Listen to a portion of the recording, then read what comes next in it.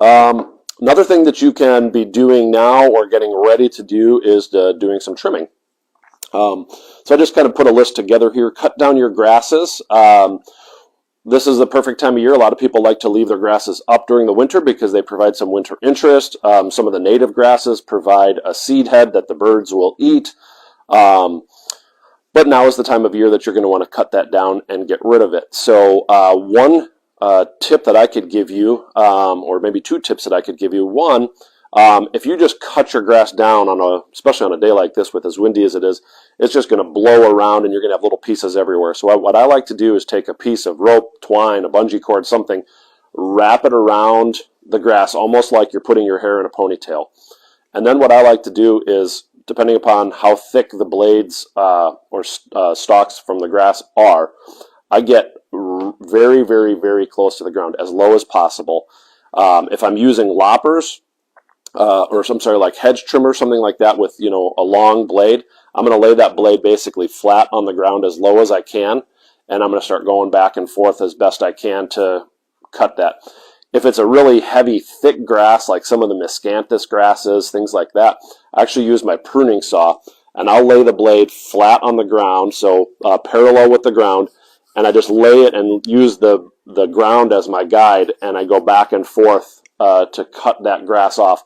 Then when I'm done, since I roped it off, I've got just kind of a big old bundle of grass that I can throw in my compost pile or put in a lawn bag or whatever it is that you do with your you know, lawn clippings and things like that. So I see even a lot of professional landscapers, and I use that term very loosely, but I will see, you know, a lot of the lawn mowing guys who fancy themselves landscapers.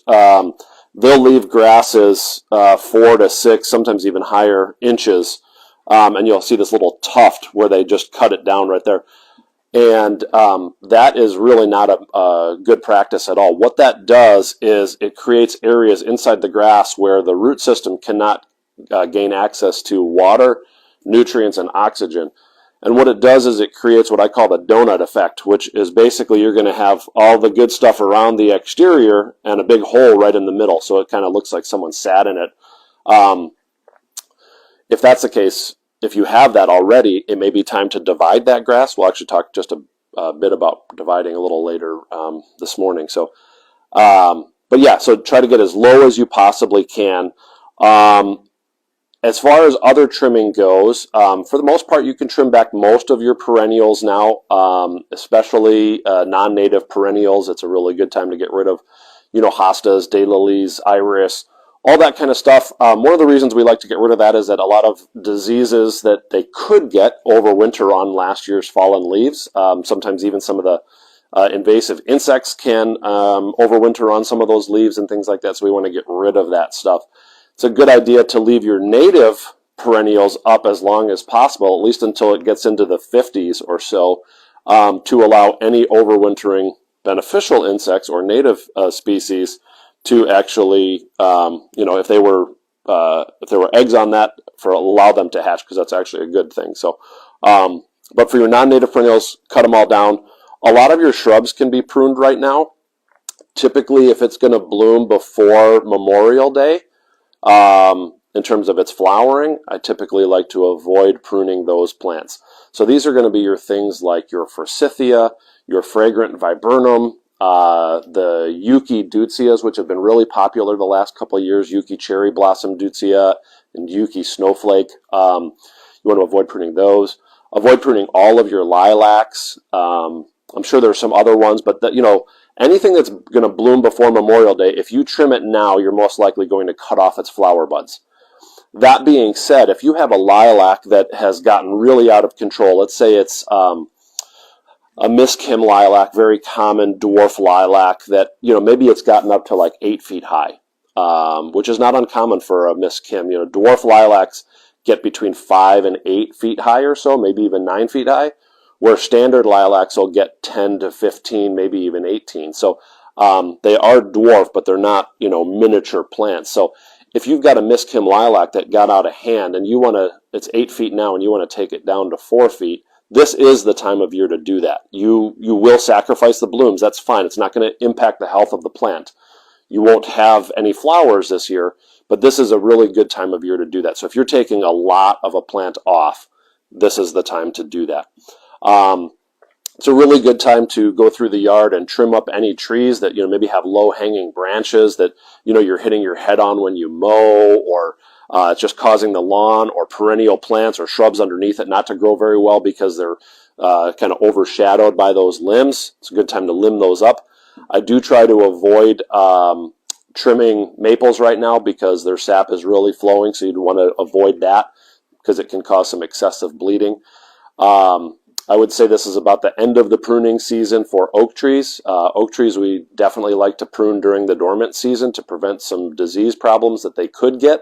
So we don't want open, fresh wounds during the growing season.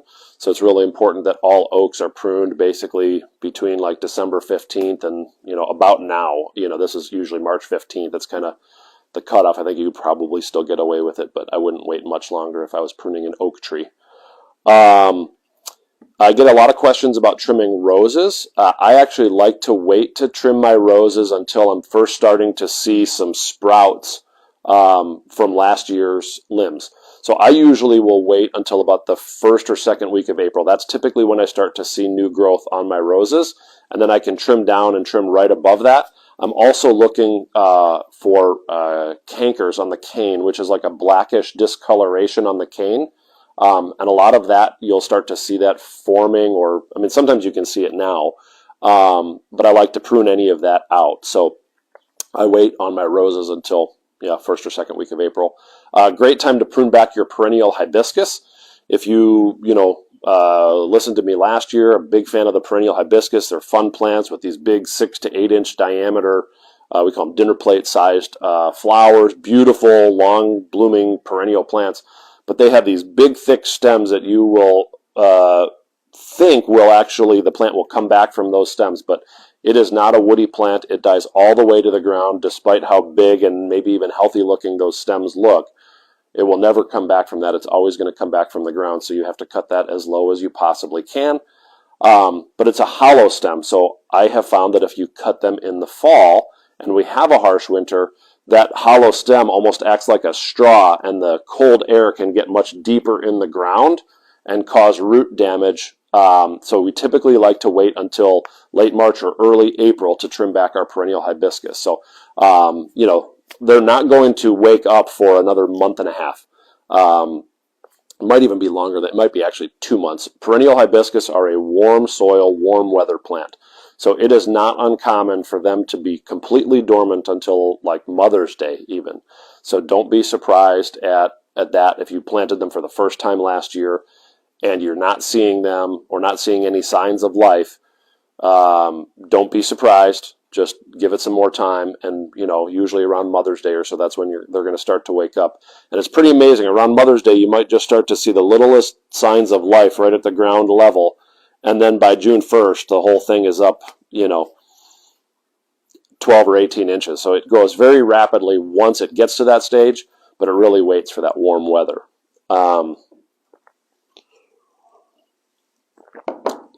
We also get a lot of questions about trimming boxwood and yews, the evergreens that a lot of people have along their front walk, along the foundation. They're both wonderful plants for that. This is the perfect time of year to trim them. I love pruning boxwood and yews in late March. Early April even, but late March is ideal. Right before a period of active growth, it's a good idea to get rid of those clippings, especially on boxwood. There's a couple different insect issues that boxwood can have. Those insects overwinter typically out in the tips of the plant. So if you can trim that back, and then, whether it's a rake or a leaf blower or something, try to get those clippings out of there and then either burn them or bag them or something, but get them out away from the plants. That's actually an effective management tool for some of the insects like boxwood leaf miner and some of those kind of things. But it's also great, obviously, for shaping them, keeping them in check. A lot of people like to have a squared off or a rounded plant, things like that. That's fine. Boxwood are very versatile that way. You can spiral them, you can trim them square, boxy, rounded, whatever you want. They'll do well with that.